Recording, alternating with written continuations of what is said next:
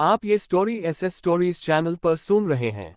Episode 17 झगड़ा करना। कुछ ही देर बाद जोरदार धमाके की गूंज सुनाई दी और मैदान में तेज हवाएं चलने लगीं। एंडरसन नोआ की तेजी देखकर हैरान रह गया। उसने देखा कि नोआ ने अपने शरीर पर कई शक्तियां इस्तेमाल कर ली थीं। उसका बाहरी हिस्सा एक पारदर्शी बुलबुले से घिरा हुआ था और शरीर बर्फीले कवच से ढका हुआ था। वह पूछे बिना नहीं रह सका, तुम्हारे शरीर में इतनी ऊर्जा कहाँ है कि तुम इतनी सारी शक्तियों इतनी आसानी से इस्तेमाल कर रहे हो? जब एंडरसन बात कर रहा था तभी एक जोरदार टक्कर से दोनों पीछे हट गए। एंडरसन के शरीर पर लाल ऊर्जा का घेरा लगातार बना रहा क्योंकि उसने अपनी रैंक सी स्किल ब्लास्ट का इस्तेमाल किया था। उसकी मुट्ठी ने जोरदार वार किया और वह नोआ की ओर उड़ गया। उसकी मुट्ठी सुरक्षा की पहली परत से टकराई, जिससे एक जोरदार झटका लगा और दोनों एक बार फिर दूर जा गिरे। एंडरसन ने नोआ पर अपनी निगाहें जमाए रखीं क्योंकि उसने देखा कि उस आदमी की जरा भी चोट नहीं आई थी। वह मुस्कुराया और फिर अंदर भागकर बोलने लगा, क्या तुम जानते हो कि मैंने शक्ति के सिद्धांतों को क्यों अपनाया? मैं पहले गरीब था, मेरे पास कुछ नहीं था, न नौकरी, न परिवार, न दोस्त। मैं अपने से ऊपर के अमीरों को देखता था, उनके पास मौजूद अथाह धन और उनके द्वारा खरीदे जाने वाले कपड़ों और खाने को देखकर मेरी प्रशंसा होती थी। उसके शब्दों में क्रोध के अंश झलक रहे थे क्योंकि उसका शरीर नोआ के रक्षात्मक कौशल से लगातार टकरा रहा था। उसे सबसे ज्यादा हैरानी इस बात पर हुई कि नोआ ने पलटवार करने के लिए अपने हाथों या हथेली का इस्तेमाल क्यों किया, जबकि उसके ऊपर बनाया गया पारदर्शी कवच उसे पूरी तरह से सुरक्षित कर रहा था। और उसने आग का वह विशिष्ट स्तंभ भी नहीं बनाया जिसे उसने दिन भर नोआ को इस्तेमाल करते देखा था। उसने अपना ध्यान फिर से सामने की लड़ाई पर केंद्रित किया और फालतू की बातों पर सोचना बंद कर दिया। मैं इन लोगों को अपना आदर्श मानता था, उन अमीर घमंडी लोगों को। मैं उनके जैसा बनना चाहता था। मैं खुद से यही कहता रहता था, काश मेरे पास वो पैसा होता, काश मेरे पास वो ताकत होती, तो मैं क्या क्या कर सकता था। एंडरसन लगातार रक्षात्मक कौशल का अभ्यास करता रहा और उसने देखा कि उसके नंगे हाथों से किए गए हमले कारगर नहीं हो रहे थे। इसलिए उसने दबाव बढ़ा दिया और अपनी तलवार निकाल ली। वह देखना चाहता था कि यह व्यक्ति ऊर्जा समाप्त होने से पहले कितनी देर तक इन सभी कौशलों का इस्तेमाल कर सकता है। जैसे ही वह नूह की ओर दौड़ा, उसकी तलवार के चारों ओर बिजली कड़कने लगी और वह बोलता रहा, जानते हो आगे क्या हुआ? कुछ अविश्वसनीय घटित हुआ और मुझे सचमुच शक्ति मिल गई। पूरी दुनिया तहस नहस हो गई और शक्ति मुझे मिली। मुझे। जैसे जैसे वह बोलता गया, उसका क्रोध और शक्ति बढ़ती ही गई। उसकी तलवार पहले से ही नीचे खींची हुई थी और सामने खड़े उस बदमाश की ओर वार कर रही थी। लाल बिजली का एक गोला उस आदमी की ओर छोड़ा गया जो इन सभी हमलों के बावजूद शांत खड़ा रहा। जिंग। लाल बिजली गिरते ही एक आकृति तेजी से पीछे की ओर उड़ गई और धूल उड़ा दी। फिर भी वह तुरंत बिना किसी क्षति के खड़ा हो गया। एंडरसन ने देखा कि उसकी मुस्कान और चौड़ी हो गई। इस आदमी को अभी सबक सिखाना सही फैसला था। अगर मैंने उसे बढ़ने का मौका दिया होता तो शायद वह भविष्य में मुझे धमकी दे देता। अपने विचारों में खोए हुए वह आगे बढ़ा और बोलने लगा, तो मुझे शक्ति मिल गई। और जानते हो सबसे मजेदार बात क्या है? जिन लोगों को मैं आदर्श मानता था, जिन अमीर और घमंडी लोगों जैसा मैं बनना चाहता था, उनमें से कई तो कुछ ही दिनों में मर गए और कई और अब मुझे आदर्श मान रहे हैं। ये देखकर कि उसका वार नाकाम रहा, उसने एक बार फिर अपनी तलवार उठाई जिस पर बिजली सी दौड़ने लगी थी और आगे बोला, मैंने अपनी नई शक्ति का इस्तेमाल राक्षसों को मारने और ताकतवर बनने के लिए किया। मेरी शक्ति ने मुझे शहर का सबसे अमीर आदमी बना दिया, शहर का सबसे बेहतरीन शिकारी। इसने मुझे ऐसी ताकत दी जिसकी आप कल्पना भी नहीं कर सकते। बोलते समय एंडरसन बहुत तेज गति से आगे बढ़ रहा था। बिजली से ढकी उसकी तलवार लगातार नूह के चारों ओर बने सुरक्षा कवच पर प्रहार कर रही थी। ये वह ताकत है जो आपके आसपास मौजूद उस पतले बुलबुले को नष्ट करने जा रही है। मैं हड़ताल करता रहूंगा और देखूंगा कि आप धीरे धीरे अपने चेहरे पर उस कष्टप्रद अभिव्यक्ति को खो देते हैं और आप मेरे पैरों के नीचे अपने जीवन के लिए भीख मांगना शुरू कर देते हैं। नूह अभी भी खड़ा नहीं था, अंदर और बाहर जा रहा था क्योंकि उसके रक्षात्मक कौशल ने ब्लेड के हमलों और उससे निकलने वाली बिजली को पूरी तरह से विक्षेपित कर दिया था।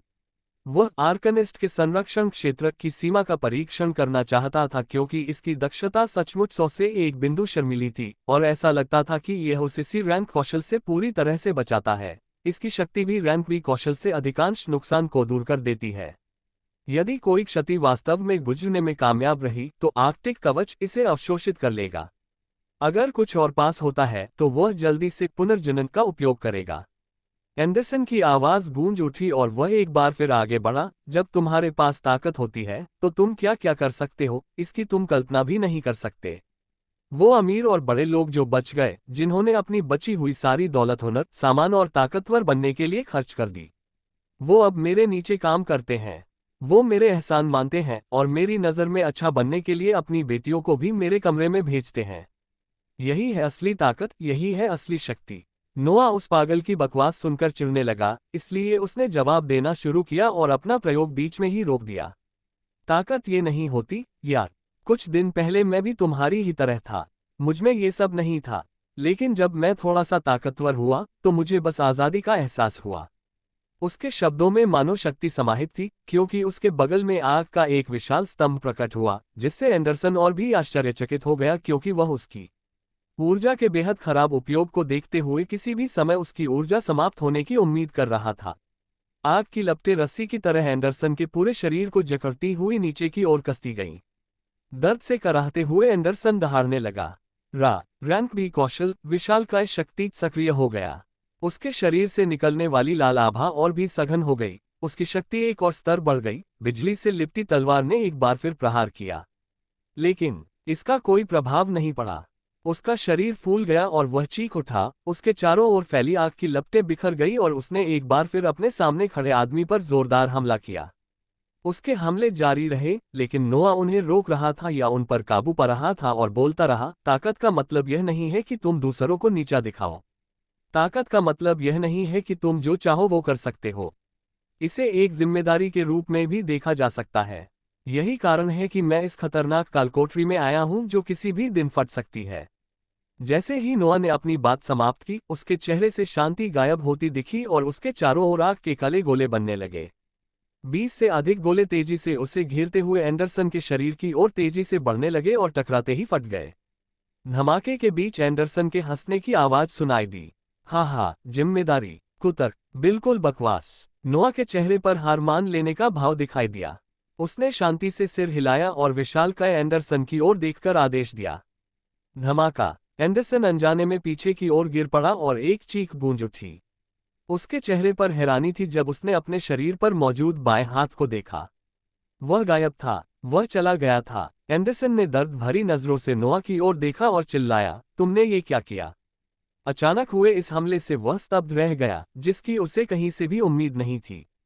उस समय वे दोनों अलग अलग खड़े थे, फिर भी एक अनदेखे हमले ने उसकी पूरी बांह काट दी। खुले मैदान से एक शांत आवाज सुनाई दी, नीचे रहो। नोआ उससे ठंडे भाव से घूर रहा था। वह नहीं चाहता था कि बात इस हद तक बिगड़ जाए। वह नहीं चाहता था कि मामला इतना खराब हो जाए, लेकिन यह आदमी रुकने को तैयार नहीं था। इसलिए उसने अपनी बात एक बार फिर दोहराई, नीचे रहो। उसके सामने लाल धुंध में लिपटा हुआ वह व्यक्ति और भी अधिक क्रोधित भाव से खड़ा हो गया। दहाड़ते हुए उसने अपनी तलवार और अपने बचे हुए सही हाथ को पकड़ लिया और एक बार फिर आगे की ओर दौड़ पड़ा।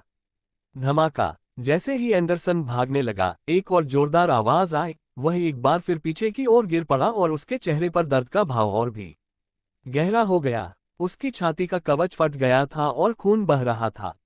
उसने नोआ की ओर देखते हुए गहरी सांस ली। उसे समझ नहीं आ रहा था कि जब वह उसके पास भी नहीं था, तब भी उसे चोट कैसे लग रही थी। आखिर क्या हो रहा था? ये किस तरह की कला का इस्तेमाल कर रहा था? नोआ ने उस आदमी को घूर कर देखा और फिर अपनी बात दोहराई, पीछे हटो। एपिसोड 18 संकल्प। नूह ने अपने सामने वाले आदमी को देखा क्योंकि वह बोलना जारी रखता था। आप ये सब कुछ समय पहले रोक सकते थे, आप जानते हैं। उसने उस आदमी की ओर देखा जिसका एक हाथ गायब था और उसकी छाती खून से लथपथ थी। पूरे समय जब वे लड़ रहे थे, उसने उस आदमी के शरीर पर एक टन विस्फोटक रून प्लास्टर किया था। टैटू बिना किसी सूचना के उसके चारों ओर फैल गए और उसने उनमें से 2 को अभी अभी विस्फोट कर दिया था। एंडरसन से उन्मादी हंसी का एक विस्फोट निकला। रुको, हाँ, क्या आपको सच में लगता है कि मैं रुक सकता हूँ? मेरे पास शक्ति ही थी और अब आपके जैसा कोई व्यक्ति जो मुश्किल से कुछ दिन जाग गया है, वो पहले से ही मेरे ऊपर खड़ा हो सकता है। बकवास। एंडरसन का घायल शरीर खड़ा हो गया और एक बार फिर से चला गया। उसके शब्द जो गुस्से में टपक रहे थे, किसी तरह उसे और भी अधिक शक्ति दे दी थी। गहरे लाल रंग की धुंध जो उसके अंतर्निहित कौशल से लगातार पैदा होती थी, क्रोधपूर्ण उसके चारों ओर लिपटी हुई और भी अधिक संघनित हो गई। जायंट स्ट्रेंथ भी एक बार फिर सक्रिय हो गया। जैसे ही वह आदमी खड़ा हुआ और अपने एक अच्छे बचे हुए हाथ को उठाया, लाल बिजली के चाप उसकी तलवार से स्पंदित होने लगे। नूह ने इससे अपना चेहरा घुमाया और पार्टी के उन 5 सदस्यों की ओर देखा जो इस पूरी लड़ाई को देख रहे थे। उन्होंने एंडरसन की मूल पार्टी के सदस्यों के चेहरे पर एक उदास और उम्मीद के भाव देखे। राहेल अपने शरीर से धूल और मलबे को पोंछते हुए उन दोनों को अरुचिकर तरीके से देख रही थी। फिर वह भागते हुए एंडरसन की ओर मुड़ा और उससे आगे आते हुए देखा जैसे कि वह हवा में टिमटिमाती लौ को देख रहा हो। ताकत दूसरों को नीचा दिखाने की शक्ति नहीं है। जैसे ही नूह के शब्द समाप्त हुए, एक और जोरदार विस्फोट हुआ क्योंकि एंडरसन के शरीर को बेवजह उड़ा दिया गया था। विस्फोट के स्पष्ट रूप से एक पागल हंसी सुनी जा सकती थी। हा हा, मुझे एक बच्चा व्याख्यान दे रहा है। मुझे किसी ऐसे व्यक्ति द्वारा व्याख्यान दिया जा रहा है जो यह नहीं समझता कि दुनिया कैसे काम करती है। क्या आप जानते हैं कि मैंने अपनी शक्ति के साथ क्या किया है? जिन राक्षसों को मैंने नष्ट कर दिया, जिन दयनीय लोगों को मैंने मार डाला है, जिन महिलाओं को मैंने लिया है। क्या आप जानते हैं? एंडरसन पर दाहिना पैर गायब होने वाला अगला अंक था क्योंकि वह जमीन पर फटा हुआ था। उसने अपने पैर का निरीक्षण करने के लिए अपना सिर घुमाया और फिर अपने बाएं हाथ पर, वह भी गायब था। फिर उसने उस आदमी को देखा जो उसके चेहरे पर उसी शांत भाव के साथ उसे देखता रहा। उसे लगा जैसे उसे नीची दृष्टि से देखा जा रहा है। इस आदमी की निगाहों से मिलने के लिए उसे अपनी आंखें ऊपर लानी पड़ी और वह और भी अधिक हंसा। हाँ, आप क्या करने जा रहे हैं? क्या आप शहर के सबसे मजबूत शिकारी को मारने जा रहे हैं? क्या आप सैकड़ों हजारों लोगों के जीवन को शापित करने जा रहे हैं? नूह धीरे धीरे नष्ट हुए आदमी की ओर चल रहा था क्योंकि उसने बात करना शुरू कर दिया था। शहर का सबसे मजबूत शिकारी हो। क्या आप वास्तव में मानते हैं कि आप अभी भी उस उपाधि को धारण करते हैं? उसके शब्द धीमे थे लेकिन ऐसे बज रहे थे जैसे कि वे एंडरसन के कानों में बिजली की ताली हो। नूह ने अपने सामने वाले आदमी को दया की दृष्टि से देखा क्योंकि उसके हाथ एंडरसन की गर्दन के चारों ओर लिपटे हुए थे। उसने उस आदमी की ओर देखा जो इस बदली हुई दुनिया से हमेशा के लिए नष्ट होने वाला था और निराशा में अपना सिर हिलाया। यही नहीं, समाशोधन पर एक बार फिर एक गड़गड़ाहट वाला विस्फोट हुआ और आउटर बैंकैक्स का कुख्यात रैंक भी शिकारी बिना सिर के लेटा हुआ था। नूह ने एक गहरी आह भरी क्योंकि उसने अपने सामने तथाकथित सबसे मजबूत शिकारी के शरीर को देखा और राहत महसूस की। वह एक दिन इस आदमी की तरह नहीं बनना चाहता था, किसी मजबूत व्यक्ति पर अपने आदर्शों का चिल्लाना और जल्द ही मरना। उन्होंने अपने शरीर पर कई रक्षात्मक और समर्थन कौशल को निष्क्रिय कर दिया क्योंकि उन्होंने एंडरसन द्वारा पहनी गई वस्तुओं पर अपना चेहरा स्थानांतरित कर दिया। वे सी रैंक उपकरण थे और भले ही वे वर्तमान में विस्फोटक रूल के कारण क्षतिग्रस्त हो गए थे, उनके पास एक स्वमरम्मत संपत्ति थी और वे कुछ दिनों में सामान्य रूप से अच्छे होंगे। एंडरसन के पास एक मोटी नीली किताब रखी थी। यही कारण था कि शिकारियों को नियमित रूप से अन्य शिकारियों द्वारा शिकार किया जाता था यदि वे पर्याप्त ईर्ष्या करते थे और ऐसा करने के लिए गेंदें थीं। किसी भी शिकारी को मारने के लिए उच्चतम रैंक वाले कौशल को छोड़ने का एक निश्चित मौका था जिसका वे उपयोग कर रहे थे। बेईमान निचले रैंक वाले शिकारी कभी कभी उन समूहों में काम करते थे जो उनसे एक रैंक अधिक लोगों को लक्षित करते थे या तो अन्य बेस्वाद तरीकों से उनकी नींद में घात लगाकर हमला करते थे। और यही कारण था कि हंटर लॉजिंग बहुत लोकप्रिय थे क्योंकि वे वहां ठहरने वाले शिकारियों के लिए सुरक्षा की गारंटी देते थे। 24 घंटे शिकारी रक्षक तैनात रहते थे जो आने जाने वाले हर व्यक्ति, उनके गंतव्य और उनके उद्देश्य का रिकॉर्ड रखते थे। स्किल बुक को देखकर मेरी धड़कन तेज हो गई क्योंकि मुझे उन सभी दुर्भाग्यपूर्ण घटनाओं से मिले भारी लाभ का ख्याल आया। आज इस स्किल को सर्वोच्च पुरस्कार मिला। ये रैंक बी स्किल थी, विशालकाय शक्ति। अपने शरीर को ऐसी अपार शक्ति से भर दो जो तुम्हारे सामने खड़े होने की हिम्मत करने वाले किसी भी व्यक्ति को उड़ा दे। जोड़ 5 शक्ति। स्किल के प्रभावों के बारे में जानकारी तुरंत मेरे सामने आ गई और मेरा मूड खराब हो गया। इस कौशल के बारे में कोई जानकारी नहीं थी क्योंकि एंडरसन एकमात्र ऐसा व्यक्ति था जिसने इसे धारण किया था, लेकिन मुझे उम्मीद नहीं थी कि यह एक बार सक्रिय होने के बाद केवल 50 ताकत जोड़ देगा। बेशक 50 की ताकत कुछ बहुत बड़ी थी क्योंकि यह एक पूरी रैंक की उन्नति थी, लेकिन यह उन कई फोकस आधारित कौशल से मेल नहीं खाता था जो मैं अब तक एकत्र कर रहा था। कौशल जो करीबी लड़ाकू सेनानियों के लिए तैयार हैं, वे शक्तिशाली जादूगर कौशल से मेरा ध्यान कम कर देंगे जो मुझे स्पैमिंग करना चाहिए।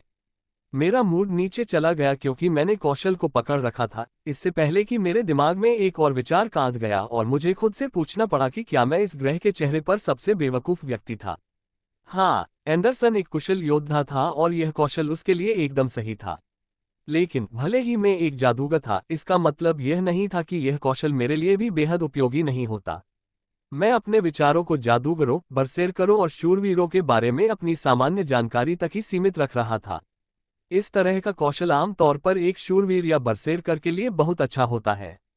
लेकिन अगर मैं इस कौशल को सीखकर सक्रिय कर लेता, तो मुझे सचमुच कुछ भी नुकसान नहीं होता, बल्कि मुझे एक पूरे रैंक के बराबर शक्ति गुण मिल जाते, और वह भी हमेशा के लिए।